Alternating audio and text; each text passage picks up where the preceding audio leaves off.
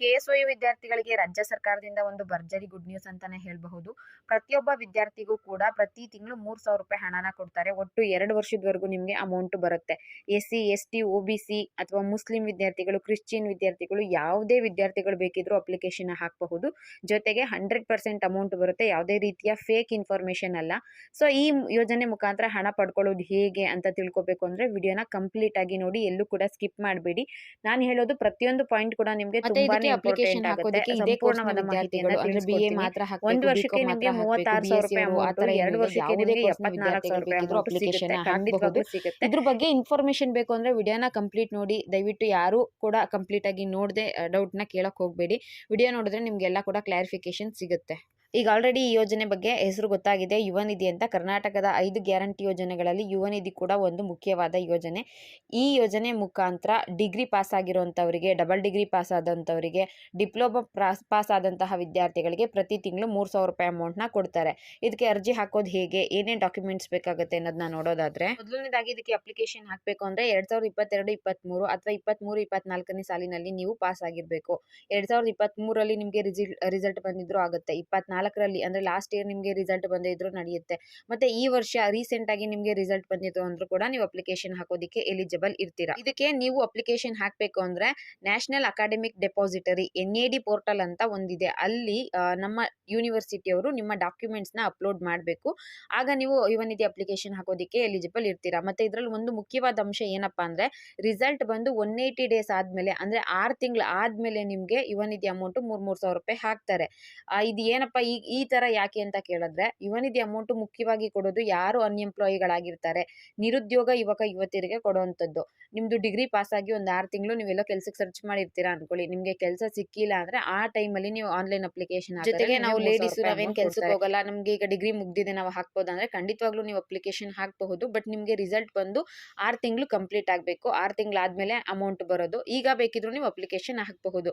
ಈಗ ತಾನೇ ನಮಗೆ ರಿಸಲ್ಟ್ ಬಂದಿದೆ, ಒಂದು ವಾರ ಆಯ್ತು, ನಾವು ಅಪ್ಲಿಕೇಶನ್ ಹಾಕಬಹುದಾ ಅಂತ ಕೇಳಿದ್ರೆ ಖಂಡಿತವಾಗ್ಲೂ ನೀವು ಅಪ್ಲಿಕೇಶನ್ ಹಾಕಬಹುದು. ಬಟ್ ಈಗಲೇ ಅಪ್ಲಿಕೇಶನ್ ಹಾಕೋದಿಕ್ಕೆ ಆಗೋದಿಲ್ಲ. ಯಾಕಂದ್ರೆ ಈಗ ರಿಸಲ್ಟ್ ಎಲ್ಲ ಬಂದಿದೆ, ಅದನ್ನ KSOU ಯೂನಿವರ್ಸಿಟಿ ಅವರು NAD ಅಲ್ಲಿ ಅಪ್ಡೇಟ್ ಮಾಡಬೇಕು. NAD ಅಲ್ಲಿ ಅಪ್ಡೇಟ್ ಮಾಡಬೇಕು ಅಂದ್ರೆ ನಿಮ್ ರಿಸಲ್ಟ್ ನ ಪರೀಕ್ಷಾಂಗ ಇಲಾಖೆಯಿಂದ NAD ಪೋರ್ಟಲ್ ಯಾರು ನಡೆಸ್ತಾರೆ ಅವ್ರಿಗೆ ಕಳ್ಸಿಕೊಡ್ಬೇಕು. ಇದಕ್ಕೆ ಸ್ವಲ್ಪ ಟೈಮ್ ತಗೊಳುತ್ತೆ, 1 ಮಂತ್ ಆದ್ರೂ ಬೇಕಾಗುತ್ತೆ ಅಂತ ಹೇಳಿದ್ದಾರೆ. 1 ಮಂತ್ ಆದ್ಮೇಲೆ ನೀವು ಅಪ್ಲಿಕೇಶನ್ ಹಾಕೋದಿಕ್ಕೆ ಎಲಿಜಿಬಲ್ ಇರ್ತೀರಾ. ಓಕೆನಾ?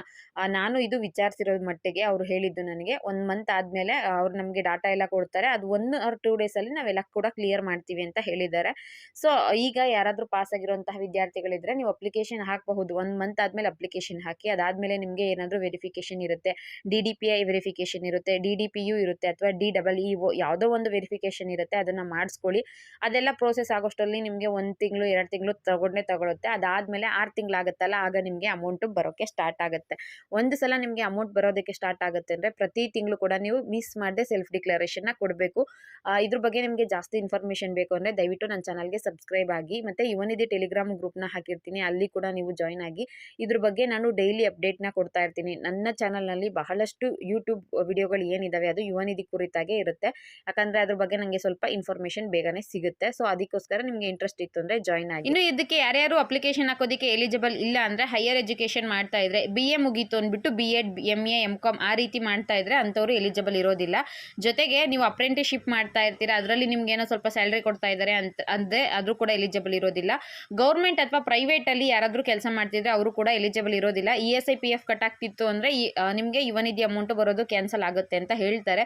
ಇದ್ರ ಬಗ್ಗೆ ನಿಮ್ಗೆ ಎಕ್ಸ್ಟ್ರಾ ಇನ್ಫಾರ್ಮೇಶನ್ ಬೇಕು ಅಂದ್ರೆ ನನ್ನ ಪರ್ಸನಲ್ ಆಗಿ ಕಾಂಟ್ಯಾಕ್ಟ್ ಮಾಡಿ, ಖಂಡಿತವಾಗ್ಲೂ ನಿಮ್ಗೆ ಮಾಹಿತಿಯನ್ನ ತಿಳಿಸ್ಕೊಡ್ತೀನಿ. ಮತ್ತೆ ಯುವ ನಿಧಿ ಅಪ್ಲಿಕೇಶನ್ ಹಾಕೋದಿಕ್ಕೆ, ಸೆಲ್ಫ್ ಡಿಕ್ಲರೇಷನ್ ಕೊಡೋದಿಕ್ಕೆ, ಅಥವಾ ನೀವೇನಾದ್ರೂ ಸ್ಟೇಟಸ್ ಚೆಕ್ ಮಾಡಿಸ್ಬೇಕು ಅಂತಿದ್ರು ಕೂಡ ನನ್ನ ಕಾಂಟ್ಯಾಕ್ಟ್ ಮಾಡಬಹುದು. ಟೆಲಿಗ್ರಾಮ್ ಗ್ರೂಪ್ ಲಿಂಕ್ ಹಾಕಿರ್ತೀನಿ, ಅದರಲ್ಲಿ ದಿವ್ಯಾಕಿ ಅಂತ ಇರುತ್ತೆ. ಡೈರೆಕ್ಟ್ ನೀವು ನನ್ನ ಕಾಂಟ್ಯಾಕ್ಟ್ ಮಾಡಿದ್ರೆ ನಿಮಗೆ ಯುವ ನಿಧಿ ಬಗ್ಗೆ ಡೌಟ್ ಇತ್ತು ಅಂದ್ರೆ ನಾನು ಪ್ರೀವಿಯಸ್ ವಿಡಿಯೋಗಳನ್ನ ನೋಡಿ, ತುಂಬಾ ವಿಡಿಯೋಸ್ ಇದೆ ಯುವ ನಿಧಿ ಬಗ್ಗೆ, ಸಾಕಷ್ಟು ಮಾಹಿತಿಗಳನ್ನ ಅದರಲ್ಲಿ ನಾನು ತಿಳಿಸಿರ್ತೀನಿ. ಮತ್ತೆ ವಿಡಿಯೋಗಳನ್ನ ಕಂಪ್ಲೀಟ್ ಆಗಿ ನೋಡಿ. ಅದಾದ್ಮೇಲೆ ಡೌಟ್ ಇತ್ತು ಅಂದ್ರೆ ದಯವಿಟ್ಟು ಅದನ್ನ ಕಮೆಂಟ್ ಮುಖಾಂತರ ತಿಳಿಸಿ, ಅಲ್ಲೂ ಕೂಡ ನಾನು ನಿಮ್ಗೆ ಆನ್ಸರ್ ಮಾಡಿರ್ತೀನಿ. ಮತ್ತೆ ಏನಾಗುತ್ತೆ, ಕೆಲವು ಸಲ ವಿಡಿಯೋದಲ್ಲೇ ಹೇಳಿರ್ತೀನಿ ವಿಡಿಯೋ ಕಂಪ್ಲೀಟ್ ಆಗಿ ನೋಡಿ, ಅದು ಬಿಟ್ಟು ಎಕ್ಸ್ಟ್ರಾ ಡೌಟ್ ಇದ್ರೆ ಹೇಳಿ ಅಂತ. ಕೆಲವರಂತೂ ಕೇಳಿದ ಪ್ರಶ್ನೆನೇ ಕೇಳ್ತಾರೆ.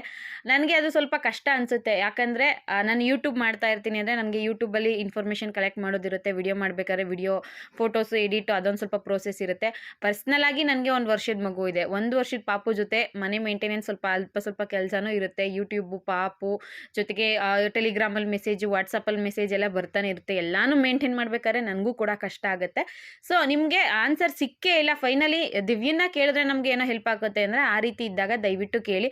ಅದನ್ನು ಬಿಟ್ಟು ಸುಮ್ಮನೆ ಮೆಸೇಜ್ ಮಾಡೋದು ಅಥವಾ ನನಗೆ ಕ್ವಶನ್ ಕೇಳೋದು ಮಾಡಬೇಡಿ. ತುಂಬ ಕಷ್ಟ ಆಗುತ್ತೆ ನನಗೆ.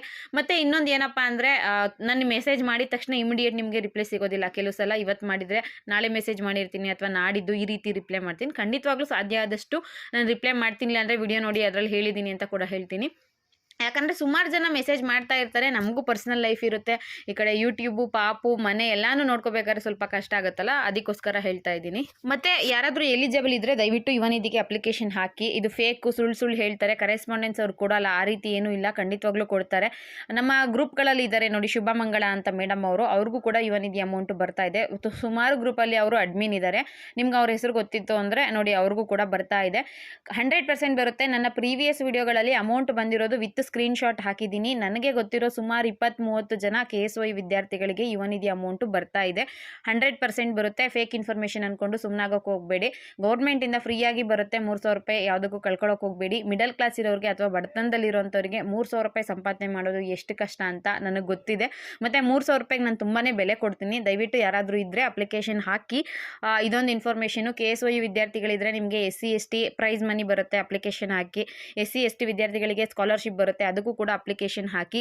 ಈ ಬಾರಿ OBC ವಿದ್ಯಾರ್ಥಿಗಳಿಗೆ ಇಲ್ಲಿವರೆಗೂ ಕೂಡ ಸ್ಕಾಲರ್ಶಿಪ್ ಅಮೌಂಟು ಬಂದಿಲ್ಲ. ಸೊ ಯಾರಾದರೂ ಇದ್ದರೆ ಈ ರೀತಿಯಾಗಿ ಅಪ್ಲಿಕೇಶನ್ಗಳನ್ನ ಸಲ್ಲಿಸ್ಕೊಳ್ಳಿ, ನಿಮಗೆ ಹೆಲ್ಪ್ ಆಗಬಹುದು. ಪ್ರೈಸ್ ಮನಿ ಬಂದು ನಿಮಗೆ 20,000 30,000 ರೂಪಾಯಿವರೆಗೂ ಅಮೌಂಟ್ ಬರುತ್ತೆ. ಯುವನಿಧಿ ನಿಮಗೆ 1 ವರ್ಷಕ್ಕೆ 36,000 ರೂಪಾಯಿ ಅಮೌಂಟ್ ಬರುತ್ತೆ. ಮನೇಲಿ ಕುತ್ಕೊಂಡು ನಿಮಗೆ 3,000 ರೂಪಾಯಿ ಯಾರೋ ಕೊಡ್ತಾರೆ ಗೌರ್ಮೆಂಟ್ ಕಡೆಯಿಂದ ಅಂದರೆ ಖಂಡಿತವಾಗ್ಲೂ ಅದು ನಿಮ್ಗೆ ಏನಕ್ಕೋ ಒಂದು ಯೂಸ್ ಆಗುತ್ತೆ. ಕಳ್ಕೊಬೇಡಿ ಅನ್ನೋದಷ್ಟೇ ನನ್ನ ಉದ್ದೇಶ. ಇದನ್ನು ಬಿಟ್ಟು ನಿಮಗೆ ಎಕ್ಸ್ಟ್ರಾ ಡೌಟ್ ಏನಾದರೂ ಇದ್ದರೆ ಕಮೆಂಟ್ ಮುಖಾಂತರ ತಿಳಿಸಿ. ಖಂಡಿತವಾಗ್ಲೂ ನಾನು ಮತ್ತೆ ಇದ್ರ ಬಗ್ಗೆ ವಿಡಿಯೋನ ಮಾಡ್ತೀನಿ. ಒಬ್ಬೊಬ್ರಿಗೂ ರಿಪ್ಲೈ ಮಾಡೋದು ನನಗೆ ಕಷ್ಟ ಆಗುತ್ತೆ. ಸೊ ವಿಡಿಯೋ ಮಾಡಿ ಹಾಕಿದ್ರೆ ಎಲ್ಲರೂ ನೋಡ್ತೀರಾ ಅನ್ನೋದು ಒಂದಷ್ಟೇ. ಇದಿಷ್ಟು ಯುವನಿಧಿ ಬಗ್ಗೆ ಇನ್ಫಾರ್ಮೇಷನ್ ಆಗಿತ್ತು. ನಿಮಗೆ ಎಕ್ಸ್ಟ್ರಾ ಡೌಟ್ ಏನಾದರೂ ಇದ್ದರೆ ಕಮೆಂಟ್ ಮುಖಾಂತರ ತಿಳಿಸಿ. ಮತ್ತು ವಿಡಿಯೋದಲ್ಲಿ ಯಾವುದಾದ್ರೂ ಪಾಯಿಂಟ್ ನಾನು 2 ಸಲ ಹೇಳಿದರೆ ದಯವಿಟ್ಟು ಬೇಜಾರು ಮಾಡ್ಕೋಬೇಡಿ. ಯಾಕಂದರೆ ವಿಡಿಯೋ ನೆನ್ನೆನೇ ಮಾಡಿ ಅಪ್ಲೋಡ್ ಮಾಡೋಣ ಅಂದ್ಕೊಂಡೆ, ಫುಲ್ ವಿಡಿಯೋ ಮಾಡೋಕ್ಕಾಗಲಿಲ್ಲ. ನಿನ್ನೆ ಆಫ್ ವಿಡಿಯೋ ಮಾಡ್ಕೊಂಡಿದ್ದೆ, ಇವತ್ತಿನ ಅರ್ಧ ಕಂಟಿನ್ಯೂ ಮಾಡಿದೆ. ಅದರಲ್ಲಿ ಫಸ್ಟ್ ಆಫಲ್ಲಿ ಏನು ಹೇಳಿದ್ನೋ ಅದೇ ಪಾಯಿಂಟು ಸೆಕೆಂಡ್ ಆಫಲ್ಲಿ ಬಂದಿತ್ತು ಅಂದರೆ ದಯವಿಟ್ಟು ಕ್ಷಮೆ ಇರಲಿ. ಮತ್ತೆ ಅದನ್ನೆಲ್ಲ ಎಡಿಟ್ ಮಾಡಿ ಇದು ಮಾಡ್ಕೊಳ್ಳೋದಕ್ಕೆ ಲೇಟ್ ಆಗುತ್ತೆ ಅಂತ ಅದನ್ನೇ ಕಂಟಿನ್ಯೂ ಮಾಡಿದ್ದೀನಿ. ಇದು ಯುವನಿಧಿ ಬಗ್ಗೆ ಇನ್ಫಾರ್ಮೇಷನ್. ವಿಡಿಯೋ ಇಷ್ಟ ಆಗಿದ್ರೆ ಲೈಕ್ ಮಾಡಿ, ಶೇರ್ ಮಾಡಿ, ಮಿಸ್ ಮಾಡದೆ ಸಬ್ಸ್ಕ್ರೈಬ್ ಮಾಡ್ಕೊಳ್ಳಿ. ಇದೇ ರೀತಿ ನನ್ನ ಚಾನಲ್ಗೆ ಸಪೋರ್ಟ್ ಮಾಡ್ತಾ ಇರಿ. ಇಲ್ಲಿವರೆಗೂ ವಿಡಿಯೋ ನೋಡಿದ ಪ್ರತಿಯೊಬ್ಬರಿಗೂ ಕೂಡ ಧನ್ಯವಾದಗಳು. ಹಾಗೆ ವಿಡಿಯೋಗೆ ಒಂದು ಲೈಕ್ ಮಾಡಿ. Thank you for watching friends.